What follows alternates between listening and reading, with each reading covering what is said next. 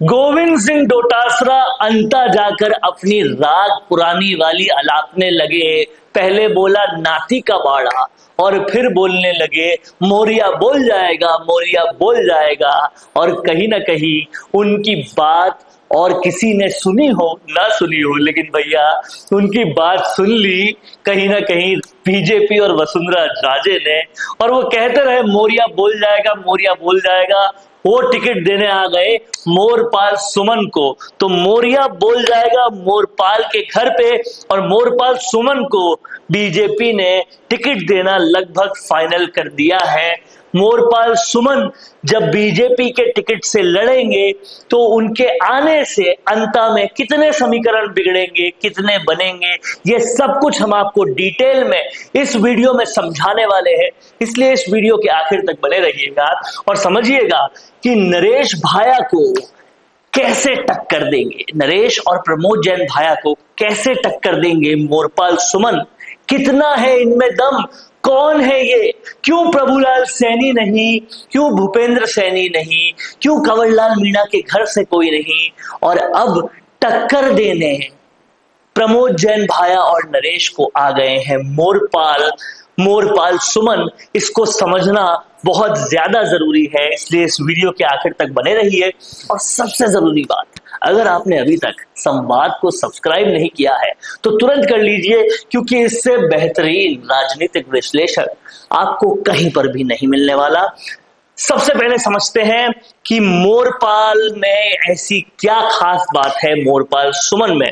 तो ये जो शख्स है यानी कि मोरपाल सुमन, ये 12 पंचायत समिति के प्रधान रहे हैं, और 12 पंचायत समिति के प्रधान रहने के साथ साथ इनकी खास बात यह है कि इनका राजनीति में नाम भले ही छोटा हो, उतना बड़ा नहीं हो, लेकिन कई सारी चीजें इनके पक्ष में है। और क्या है ये बहुत गहराई से समझिएगा। सबसे पहले ये है कि मोरपाल सुमन स्थानीय है, और स्थानीय होने का इनको इसलिए फायदा मिलता है क्योंकि ये हमेशा लोगों के बीच में रहते हैं, लोगों के साथ रहते हैं, और ये नरेश मीणा या प्रमोद जैन भाया से थोड़ा सा ज्यादा इनको एक पक्ष मिलता है, क्योंकि जहां नरेश मीणा पूरे हाड़ौती में घूमते रहते हैं, तो वहीं प्रमोद जैन भाया से मिलना उतना ही मुश्किल है जितना कि मुश्किल डॉन से मिलना है। और इसलिए कहीं ना कहीं इनका स्थानीय होना, लोगों के बीच में रहना, अंता में ही रहना बहुत ज्यादा इनको फायदा देता है। इसके बाद में और समझते हैं कि क्यों मोरपाल सुमन जो है वो फायदे वाला सौदा है बीजेपी के लिए, बजाय कि प्रभुलाल सैनी या कोई और। देखिए, प्रभुलाल सैनी अपना वैसा कनेक्ट यहां पर नहीं दे पाते जैसा ये देते हैं, क्योंकि ये हमेशा अंता के लोगों के बीच में रहते हैं। दूसरी बात यह है, ये यहां बहुत ही ताकतवर माली समाज से सीधा सीधा आते हैं, और इसलिए प्रमोद जैन भाया को तो सीधा टक्कर दे सकते हैं, जो पूर्व मुख्यमंत्री गहलोत के माली समाज के वोट बैंक पर अपनी राजनीति को जिंदा रखना चाहते हैं। और तीसरा और सबसे महत्वपूर्ण ये है कि मैडम वसुंधरा राजे का इनको पूरा आशीर्वाद है।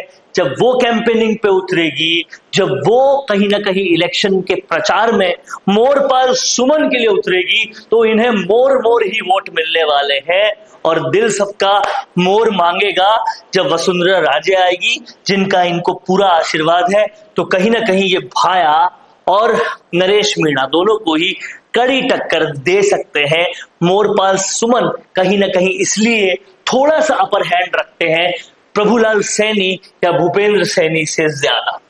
इसके बाद समझने वाली बात यह है कि मोरपाल सुमन को यहां से उतारना कहीं ना कहीं एक बहुत अच्छी स्ट्रेटजी इसलिए भी है क्योंकि आपको समझना यह भी पड़ेगा कि मोरपाल सुमन का नाम सबसे बाद में आया है। इसके लिए प्रमोद जैन भाया भी तैयार नहीं थे और नरेश मीणा भी तैयार नहीं थे, और कहीं ना कहीं अब बीजेपी ये फायदा उठाएगी बाद में कैंडिडेट घोषित करने का कि एकदम नया नाम है, एकदम बेदाग नाम है, इनके नाम पर खुल के प्रचार करेगी।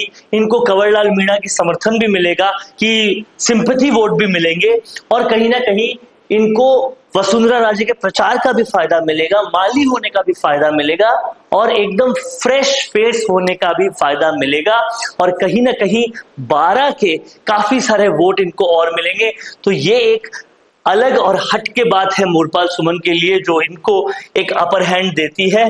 तो अब फाइट जो है वो नरेश मीणा और प्रमोद जैन भाया के लिए थोड़ी सी टफ होते हुए नजर आ रही है, क्योंकि मैदान में मोरपाल सुमन आ गए हैं। क्या कुछ कहना चाहते हैं आप भी मोरपाल सुमन के बारे में, और आपका क्या मानना है? इनके आने से फाइट कितनी जबरदस्त हुई है, लिख डालिए कमेंट बॉक्स में। देखते रहिए संवाद, क्योंकि संवाद है भारत का, भारत के लिए। नमस्कार।